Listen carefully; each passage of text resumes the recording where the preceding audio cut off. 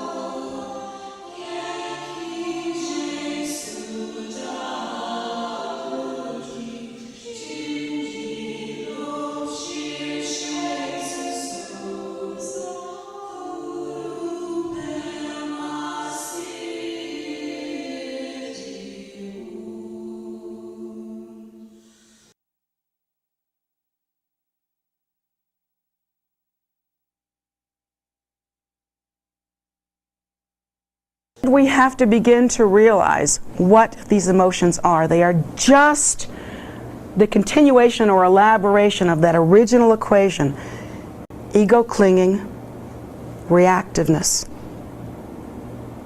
That equation in simply a more elaborate form.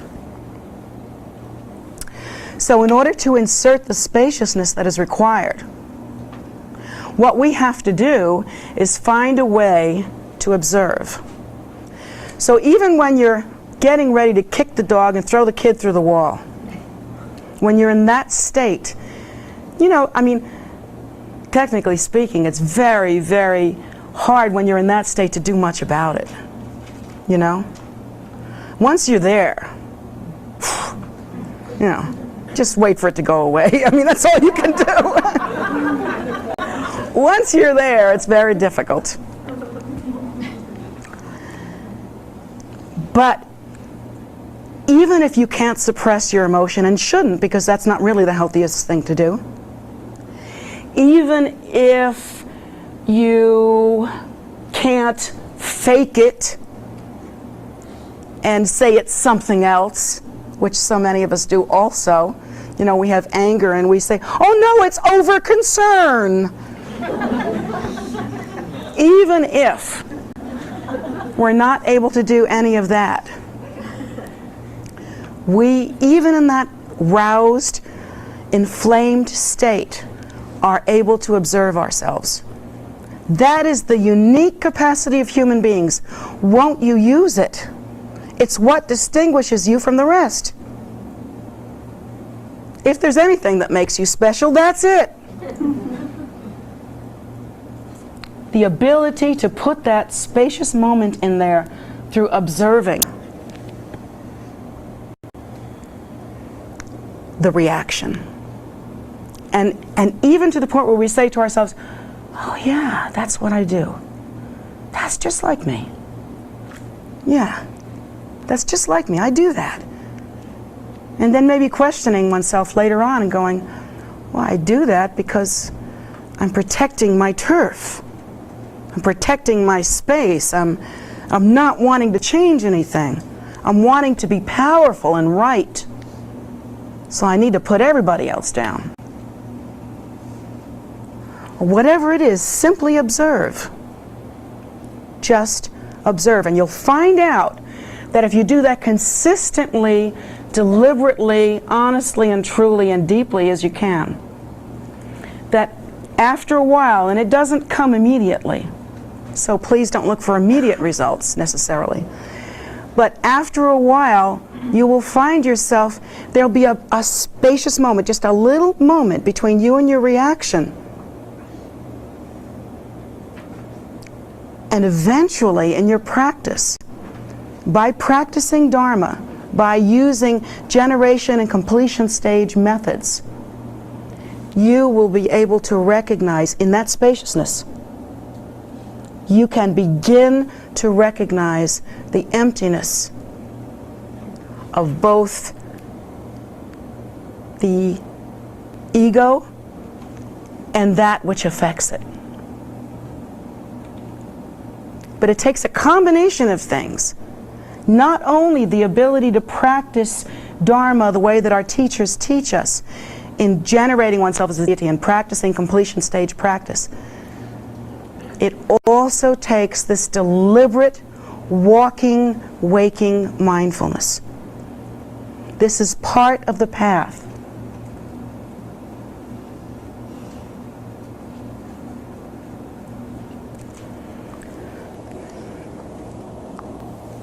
Lamas have taught, bodhisattvas have taught time and time again that one's practice must be part of one's life. That it has to be an ongoing thing, that you can't separate it from whatever else it is that you do. That literally the opportunity to practice exists in our lives. And so therefore, to only utilize sit-down time and completely separate that from the rest of our lives without any effort toward recognition or mindfulness is really pretty useless. It's like trying to drive down the street with no air in your tires. You're not going to get that far. This mindfulness, this ongoing thing, like anything else, any habitual tendency, can be a little bit painful or tight at first. You know, that happens. But you know that, and you've broken through things like that before when they were important to you. For those of you maybe that have quit smoking, let's say. All right, you smoked for a while and that was really comfortable, and when you first quit smoking, that was a raw and painful thing, but you pushed through it because you knew that establishing the habit pattern was going to be the way to go. That was the only way to get to that goal. Why don't we think the same way about our practice? Why do we think that we just have to wait for the glory?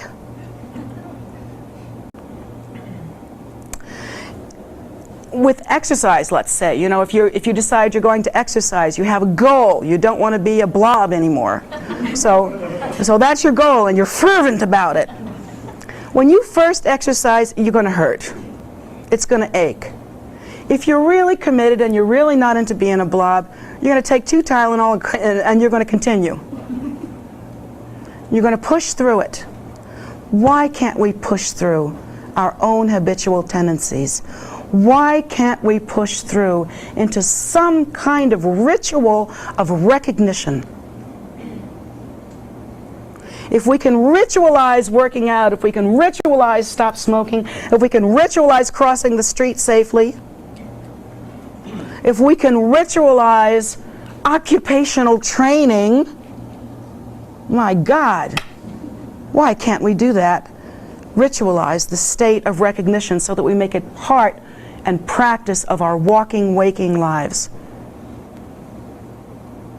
We trained to become whatever we are now. Are you a doctor? Are you a nurse? Well, you trained for that. Wasn't it hard when you first started taking in all that information? Sure it was. Are you a professional in any way? You trained for that. It wasn't hard when you made those new habits, but you saw a goal and you had to get there. Because everything in you told you you're supposed to be successful at that. Why won't we accept this responsibility in our practice? Because that's what it takes. It takes really accepting that responsibility in our practice. If you want to play guitar, your fingers are going to hurt for a while. You've got to build calluses. But ordinary human beings, perfectly ordinary human beings, can do that. Because they observe the equation, they can see that if they want to get there, they have to go through this uncomfortable zone of practice. Why can't we do that in our practice, in our spiritual practice? Why is it up to our teacher to push us through to realization? Why do we hang around like limp practitioners and go, well, after I do this practice, what practice should I do after that?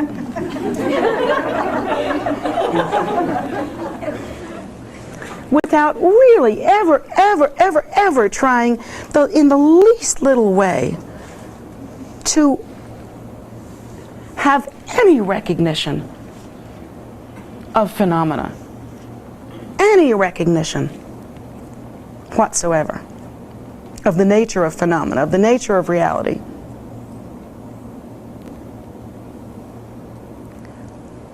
We're perfectly able to do this. We do this in other areas of our lives. Why is this so hard? Once again, we have to overcome that childish, immature part of us that we have preserved. Remember, I told you, once you get a concept in your mind, it stays there. Never changes. So literally, when you were knee-high to a grasshopper, and you caught on to the fact that when you got caught, it was very, very bad, that idea has never changed. We literally, once that idea is there, it's in you. You have that idea. Why go back and challenge it? You know it's true. When you get caught, it's trouble, right? So, why reconfigure it? Well, because it isn't true. You're not only in trouble when you get caught. You're in trouble when you're in a state of non-recognition. You're in trouble when you're asleep, spiritually speaking.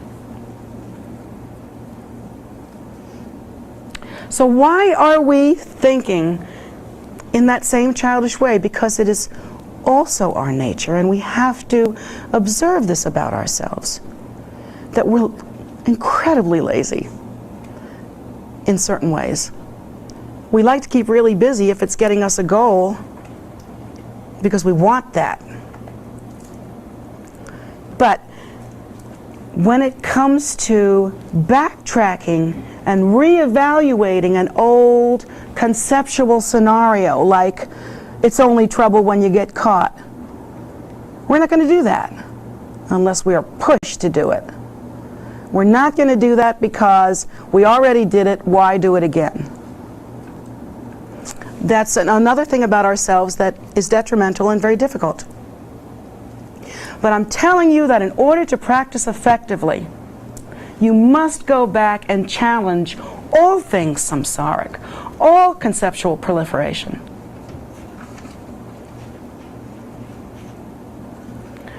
That what we have to do is to go back and reevaluate.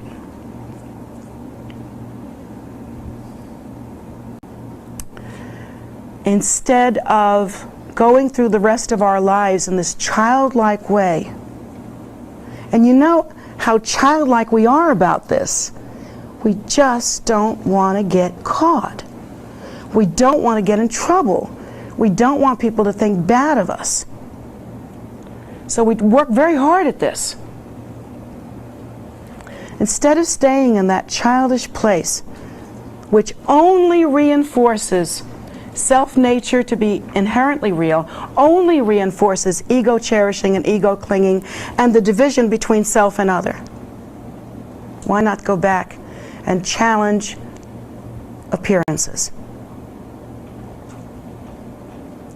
why not go back and reevaluate and ask yourself, what is the nature of suffering? Where does the suffering come from? Does it come from getting caught? Like, for instance, if you are gifted with that ability to impress people with how cool you are, how attractive, how well thought, how well considered you are, how honest and just generally wonderful you are. If you have that ability to convince people of that, usually it's about maybe 10 minutes, 15 minutes before the real you shows up. But anyway, if you have that ability,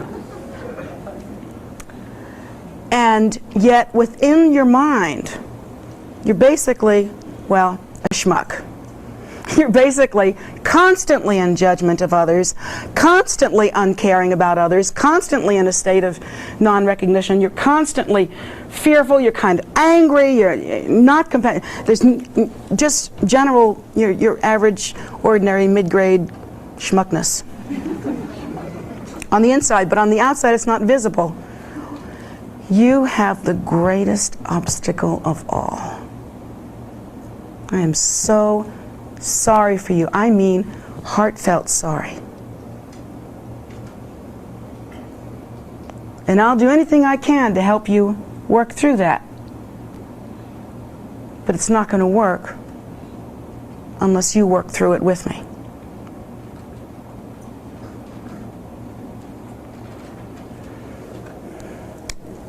It's much easier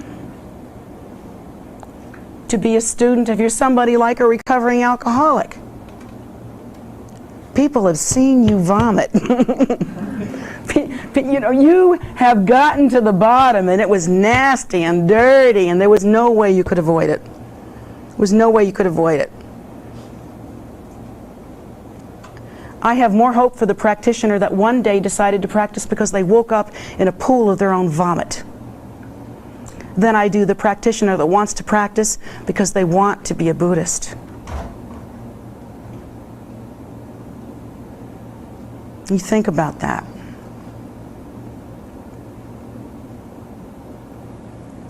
To come to the point where you really deal with yourself, with the appearances that you are putting forth and discriminate between that.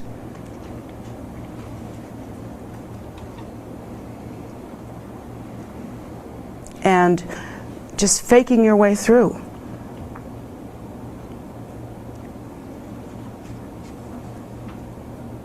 This is really,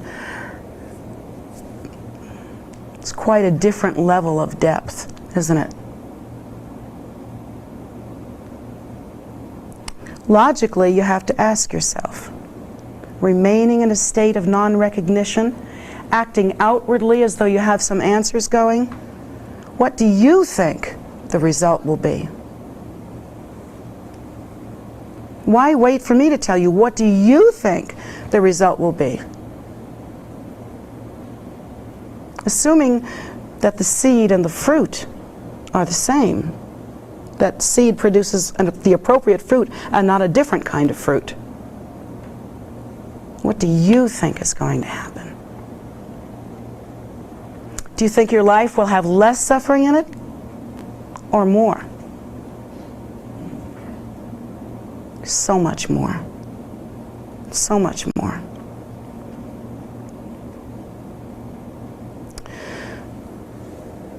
But to be in a state where you've seen that there is some flaw here, that there's something wrong here, there is a kind of self-honesty that you have attained, such as in the case of maybe the recovering alcoholic. And you come to the point where you say, well, anywhere I go from here is up. You know? I mean, and that is a very valuable point, because at that point, you're not faking it. You're not in a place where you're saying, oh, if I act this way, then I'll be this way. Having fallen so far to where you've bottomed out and really, in a sense, recognized the faults of samsara,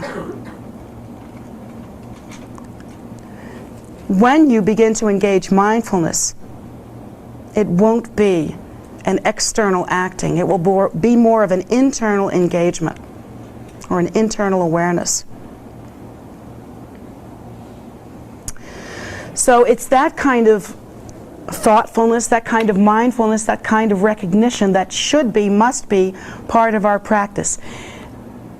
If we had been born in a culture where spiritual progression, spiritual evolvement, where realization was not only valued, but eventually it is expected,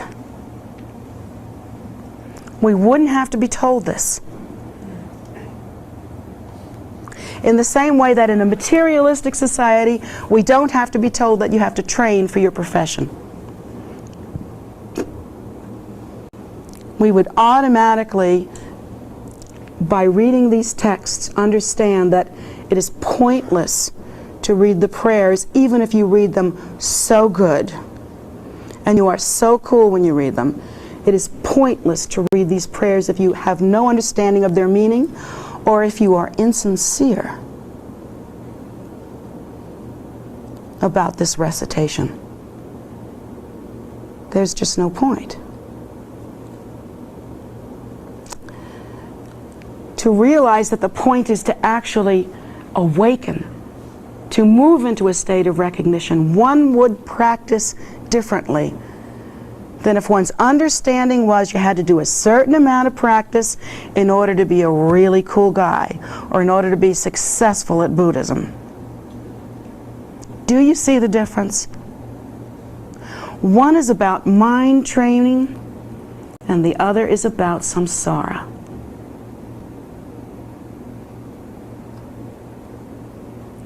Training the mind is a very personal, very intimate,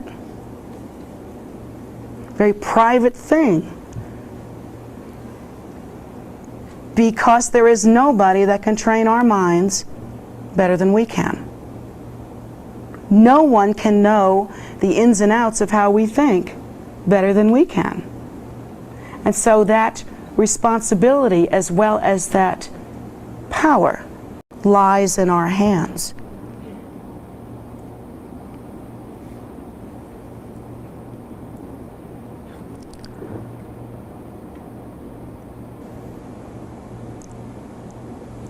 Therefore, the most important aspect of one's practice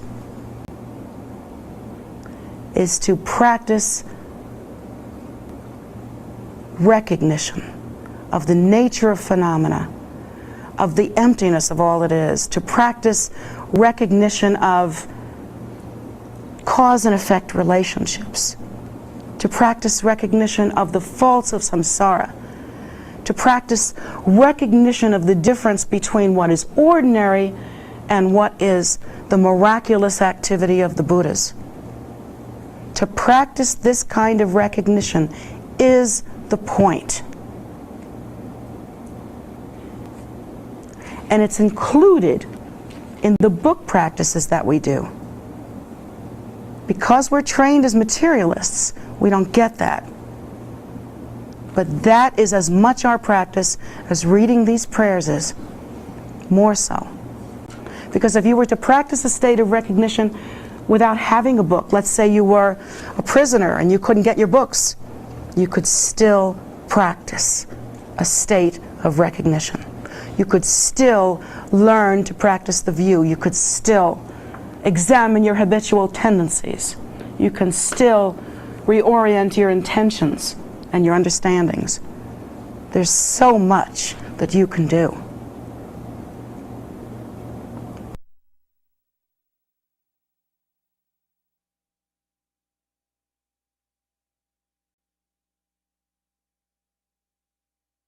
So as we've been talking today about mindfulness, including the class that we had last night. Mindfulness, yes. No, just kidding. Listen, I'm only teasing him because I am the queen of late.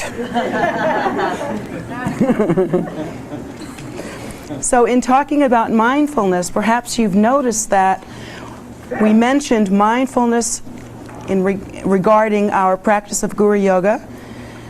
Mindfulness in recognizing what is extraordinary, what is precious, what is the result of the Buddha's miraculous intention, what is the result of the mind of enlightenment. We've talked about, so in that sense, we've learned how to recognize what is precious and what is an object of refuge. So we've learned about practicing mindfulness in that way. You might notice, and also we're talking about practicing mindfulness in bodhicitta, or in the practice of compassion. We talked about that. You might notice that we're following some of the main divisions of your ngundro, or preliminary practice. And that's exactly what I meant to do. So continuing on in that direction, I'd like to talk about mindfulness in offering practices. As you know, when you do your preliminary practice, you at some point accumulate 100,000 repetitions of mandala offerings. And that's fairly elaborate practice, and you sit down and you work with the mandala set, and you make the mounds, and you have all this visualization. So is that where your offering practice stops? Is that where, do you accumulate your mandala practice, or do you make your offerings to the deities and then walk away from your practice and not be involved in your practice anymore? No, of course not. In order to practice truly and more deeply, what we have to do is we have to remain mindful of the practice constantly. Remember that we are trying to antidote ego clinging. We're trying to antidote the belief in self-nature as being inherently real. We are trying to antidote the desire, the hope, the fear that results from that identification of self-nature as being inherently real and other as being separate. Remember that that's the point of what we're doing. So if we were to practice offering, if we were to practice accumulating, let's say, mandala offerings, or to make offerings at a temple, and then have that practice end and no longer be a part of our lives, we wouldn't be applying that antidote very well. At least not as well as we might. So how would it be possible for us to avoid this ego clinging? How would it be possible to avoid simply reinforcing samsara's unfortunate message when we go around and simply enjoy ourselves? Remember what I was telling you, that it is good, it is a worthy thing to do, to notice when you perceive something like a house or a tree or flower, how automatic your reaction and response to that is. How absolutely you react by, you respond by reacting. How is this flower going to affect me? This flower, this tree, how is it going to be meaningful if it doesn't affect me? That's its meaning, it affects me. And so we think like that. The practice that I'm suggesting is something that you can do without ever sitting down and meditating. So those of you that have no time, this is a great practice. Those of you that are convinced that you have very little time to practice, this is a good thing. When we're walking about doing anything, no matter what it is, we see appearances. Images come to us. They are sometimes very favorable, sometimes very beautiful, sometimes wonderful, and we enjoy them, and sometimes not.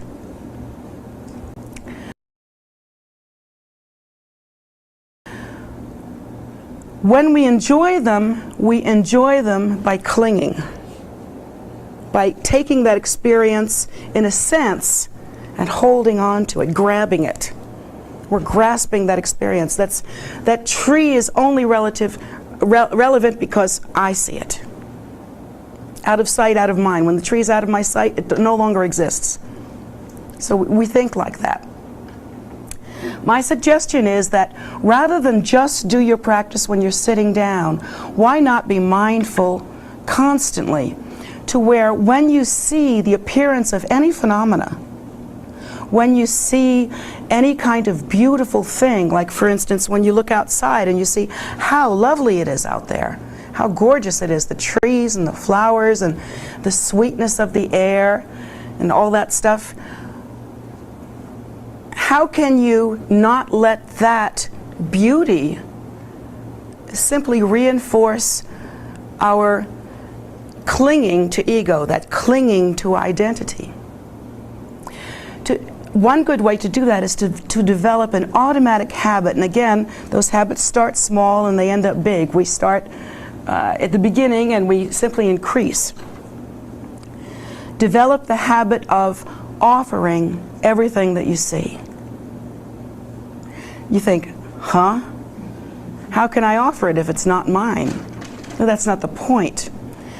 Whether it's yours or not, your senses will grab it as yours. You will react to it. You will respond to it. You will judge it. And so it becomes, in a way, your thing. You collect it. When you see something, you collect it and you hold on to it. And the experience is what you take away. We take away the experience. Maybe we can't take away the tree, but that doesn't mean anything because we've taken away our experience of the tree. It's become ours. And it reinforces that delusion. Instead of doing that, isn't it possible, upon seeing something beautiful, upon taking a walk, having a good feeling, accomplishing something wonderful, seeing beautiful things, having meaningful relationships with other people, any kind of enjoyment, any kind of pleasure that is part of your life can be offered. It can be thought of in a different way. For instance, if we were to walk down the street and see a field of flowers, if we didn't know about Buddhism, if we didn't hear any of these teachings about the Dharma, then maybe we might pick some of the flowers, we might think, oh, that's a meaningful experience because I feel good about it. I'm really happy with that. So that's why these flowers become meaningful, is because they've affected you in a certain way. And it continues the delusion. Having heard about Dharma, we have the option, when we see and enjoy a whole field of flowers, that we can visualize in a very simple way, instead of that automatic clinging to this image and trying to take it with us, trying to make it part of us. Instead of that, there can be an instant habit that we form of offering this to all the Buddhas. I love these fields. These field of flowers is so wonderful. I love it so much. And my automatic habit can be, if we work on it, instead of clinging to it in some subtle way, offer it to the Buddhas and the Bodhisattvas. Any good taste, for instance, a good flavor in your mouth. A lot of times when we have a pleasurable experience like good food or good taste, you may notice that ultimately it's not so good. The food turns into, well, you know what it turns into. Doo-doo. And still, the experience does us no good because when we were tasting it, we were clinging to it. That's mine. You see? I'm tasting it. It's in my taste buds. It's that relationship between my taste buds and that food that's really important. And so we're stuck in that delusion. We're stuck in that dream. Supposing we were able to instead develop the habit of, when we eat something, practicing as well by automatically offering the flavor and the taste of that to the Buddhas and the Bodhisattvas. It's like you're not grabbing onto it, you're not making it your experience, you're not reinforcing that dynamic of self and other. But rather, when you taste, just simply offering it. And you can learn to do it so quickly. I mean, when you first start, it sometimes it's a little bit cumbersome. Because, you know, you take a bite of food and you go, okay, I offer this to the Buddhas and the Bodhisattvas. take another bite of food, offer this to the Buddhas and the Bodhisattvas. At first it may seem a little dry and uncomfortable, but there's an inner posture that we can develop that's an automatic response, as automatic as deciding whether or not you like that taste. But as the taste hits you, you immediately, the experience of that can be just offering it to the Buddhas and Bodhisattvas. It can be so immediate that no words are required. You've developed this habit of making this constant offering. As parents, when we bond with our children and hold our children and have that wonderful, pleasurable experience of cuddling our kids and feeling wonderful, you know, as ordinary human beings, we think, oh, this is my child. This is the extension of my ego. I made that. I made an egg, and look what happened. So we have a very great pride about that, and our family becomes like an extension of our ego, an extension of what we call ourselves. So what if we were to take an alternative tactic? What if we were able to, as we hold our beloved children, as we feel that feeling, rather than putting another star in the crown, you know, and thinking, oh yeah, this is my kid and I'm holding her now, instead of thinking that feeling, even the connection, the incredible, powerful connection between mother and child, that too can be offered to the Buddhas and the Bodhisattvas. And when you offer something to the Buddhas and the Bodhisattvas, it's not as though it disappears. It's not as though once you offer that feeling of loving your child to the Buddhas and the Bodhisattvas, even that, it doesn't mean that the feeling disappears and suddenly you don't love your kid anymore. It's not like that. Anything that we offer really in some magical way becomes multiplied, becomes even more than it originally could have been. In not using what we see with our five senses as a way to practice more self-absorption, by using what we see in the five senses instead as a way to accomplish some kind of recognition. This is a very powerful practice and a very excellent adornment for the sit-down practice that we do.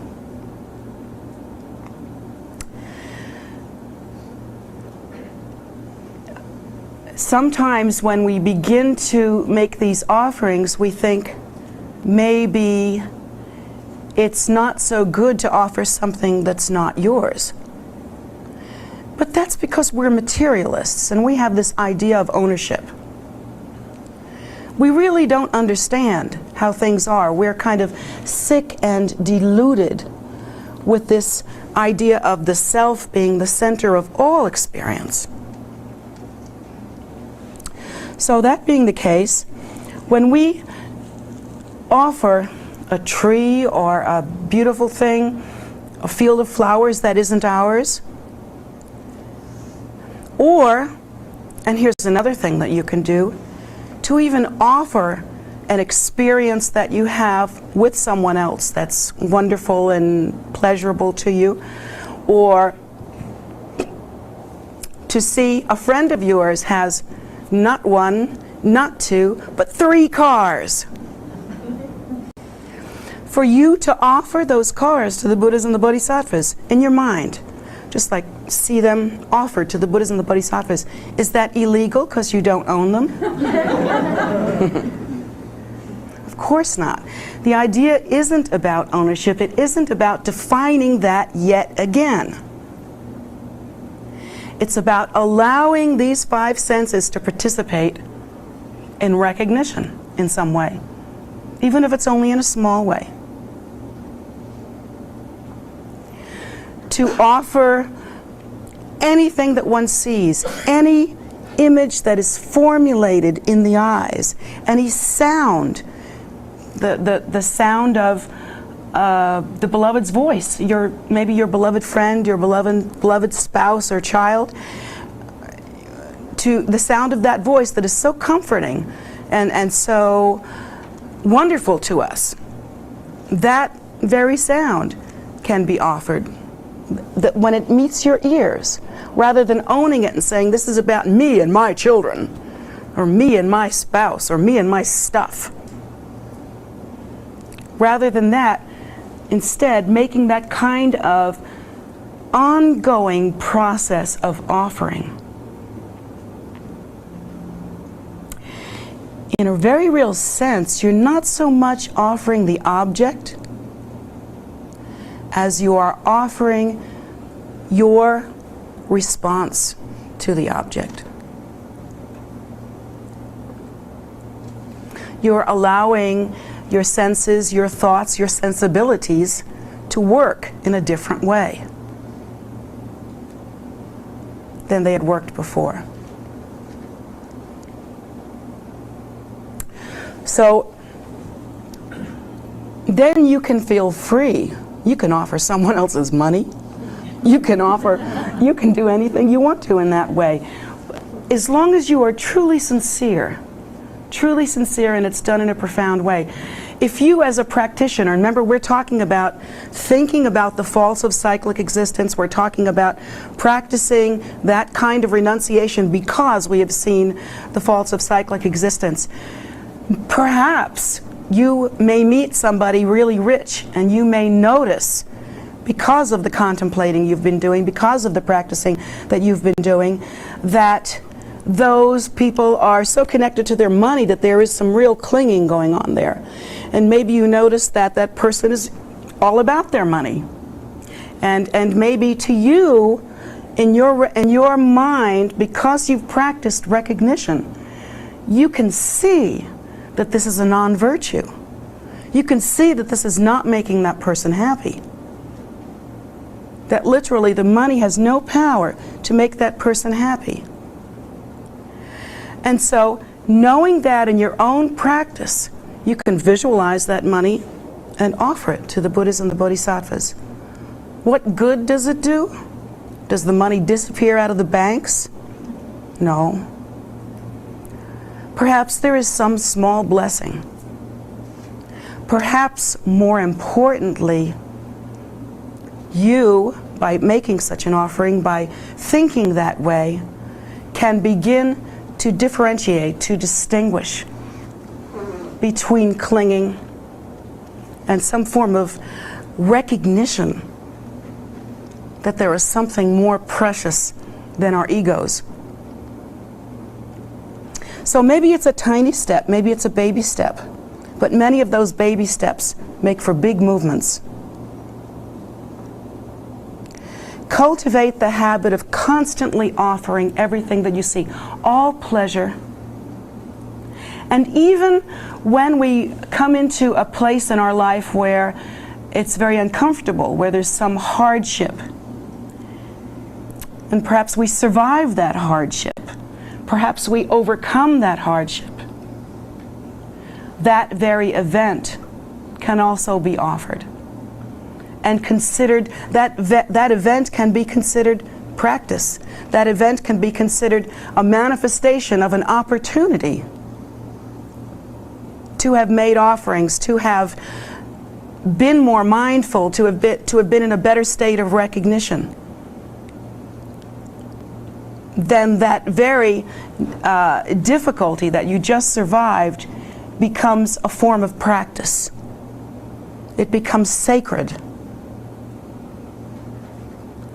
For Westerners, our biggest problem is that lack of a deeper understanding of how to practice. We still think, once again, that you go to church on Sunday and you practice on Sunday. And you do your religious thing on Sunday and maybe on the other holidays. We still have that division in our mind. We are deeply materialistic people. And that is the worst horrible delusion that we're stuck in, is that inability to recognize any distinction because of our material outlook. Practicing in this way gives us the opportunity to develop constant mindfulness, constant purification of the mind, constantly working the mind, constantly creating habitual tendencies. It's perfect for Westerners to practice this way in addition to their sit-down practice, because we have such limited time to sit down, and because we're taught that when you're sitting down, you're being lazy. And so our whole commitment is to be busy all the time. So one way to begin to counteract that, one way to begin to work with that, is to practice in that way that we are constantly making offerings. Another aspect of our Ngondro practice is purification, the prayers to Vajrasattva, right? You all are familiar with that? Most of you are. So this purification and confessional practice, how good is this? How would this be if we were to sit here for maybe an hour and practice some Vajrasattva and accumulate the mantra, then we put our books aside and it's over. That's it. I confessed. I confessed. I said all the prayers, the short ones and the long ones. Short confession, long confession. Remember, if you practice like that, you never have to revisit it again. It's a lazy, cop-out way to practice. Instead, we should think, I'm deeply involved in the process of purification and confession, and it does not stop at the end of our practice.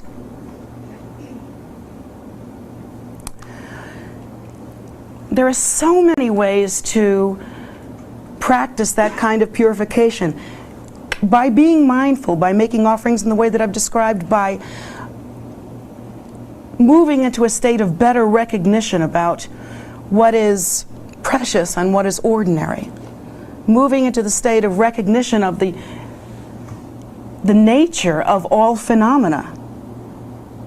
Automatically, one is constantly purifying the senses. Constantly purifying our intention, which is the thing that needs purifying even more than anything else, is our intention. If we practice in that way as we're walking around, it complements any confessional prayers that we make, because in most of the confessional prayers we talk about, if you really read the meaning of the prayers and the content of the prayers, there is this talk about broken samaya in the confessional prayers. Nobody really knows what that means. Does that mean you didn't do your mantra today? Well, maybe on one level it means that, but on a deeper level, it is the state of non-recognition. So everything that we do as we continually make offerings, as we continually give rise to a more, to a deeper recognition, then constantly the five senses are being purified. The habit that I'm suggesting you develop will antidote the automatic reaction that is so natural for us, so habitual. And remember, we can insert this way of thinking, this way of perceiving, this way of practicing, because we are human. Now, I really like animals. I have 20 birds, 2 dogs. My daughter has a cat. I really like animals. But one thing I've noticed about animals, even if they're trainable and very smart, is that they cannot change, alter in any way the way that they perceive their environment. They can't do that. The dog can't say, wait a minute. before I lift that leg. Let's think about the nature of that fire hydrant. The dog is not capable of this. You are. You are. That is the great blessing of being a human being. One of the great blessings of being a human being. And yet the habits that we cultivate are the habits that you don't even have to be a human being to do. That habit of automatically reacting, not taking oneself in hand, not creating any kind of space or moment where we can recognize the nature of reality, not making any offerings, that just automatic moving through life like an automaton, like a robot. We cultivate that, yet that's the one thing that humans can be really good at. They can develop a little bit of space in their minds to antidote that constant clinging and reactivity. And yet we're all about collecting things. Well, you know, crows collect things, and we're all about having relationships. Well, even animals can bond for life, and we're all about having children. Well, dogs and cats do that too. Isn't it wonderful that here in Dharma practice, if we choose to, if we practice sincerely, we can do that which only humans can do. How amazing. In our Ngundro practice as well, we have the practice of offering oneself of generosity. It's called the practice of chud. It's not actually one of the accumulations, but you've noticed that it's in your Ngundro book. That practice of chud is another one that can very easily be practiced constantly. The practice of chud is based on eliminating ego clinging through transforming oneself into that which is beneficial to all sentient beings and offering oneself. In chud, there is actually a visualization where you see all your different elements separated into piles, like there's skin and there's bones and there's muscles and there's fat and there's eyeballs and there's stuff like that. And all of that stuff is all put in little piles, and then you cook it all up and then you offer it up to the Buddhas. And you think, well, that's kind of interesting little practice there, isn't it? Whoa, dude. Alrighty then. But just remember that this is meant to antidote our ego clinging, because as we walk through our lives, we are all about what can you do for me? And what do I want? Remember, as we're walking through our lives as ordinary sentient beings, our mantra is gimme, gimme, gimme, gimme. I want, I want, I want, I want. So this kind of practice is meant to antidote that.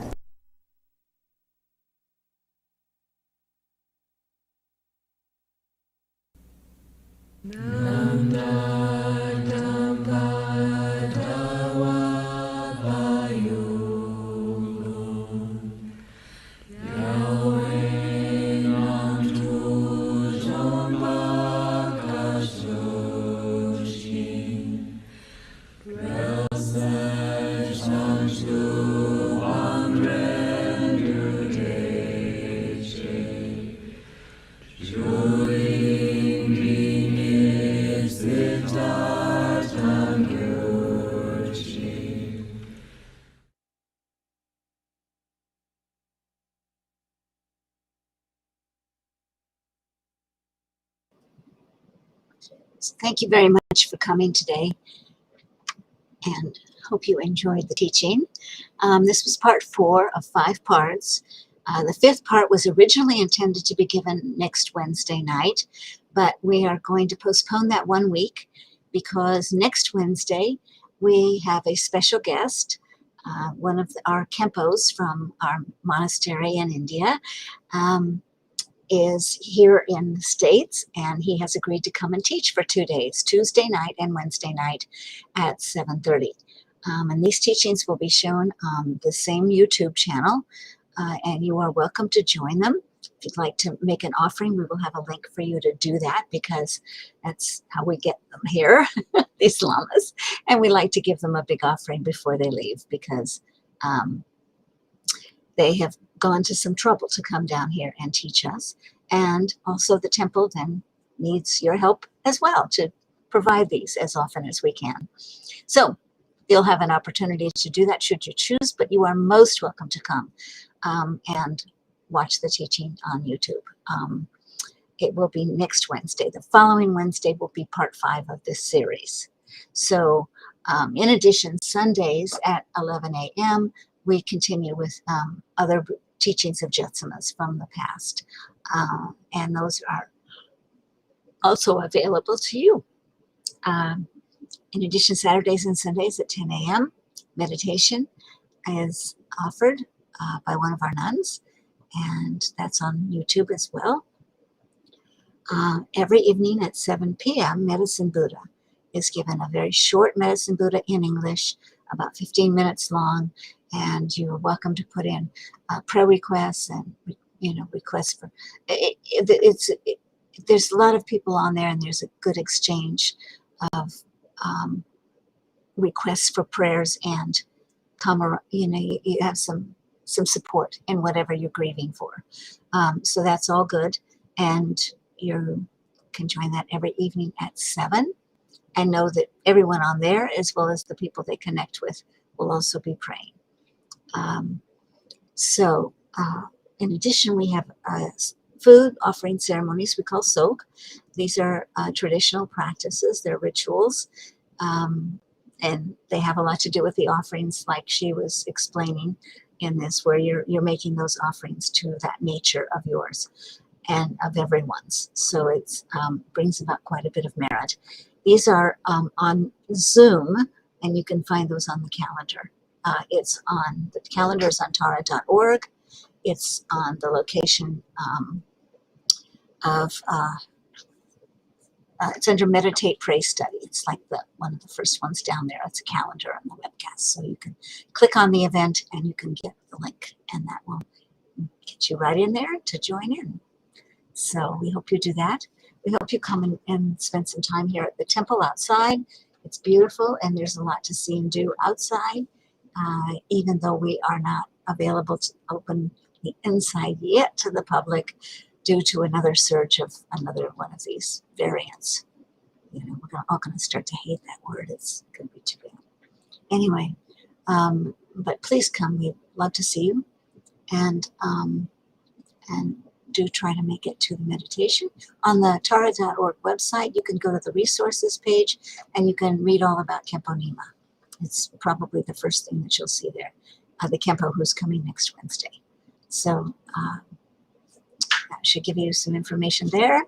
If you wish to make a donation to Jetsunma directly on the occasion of receiving her teachings, you can do so at her PayPal account. The number is here in the chat, jetsumagift@gmail.com.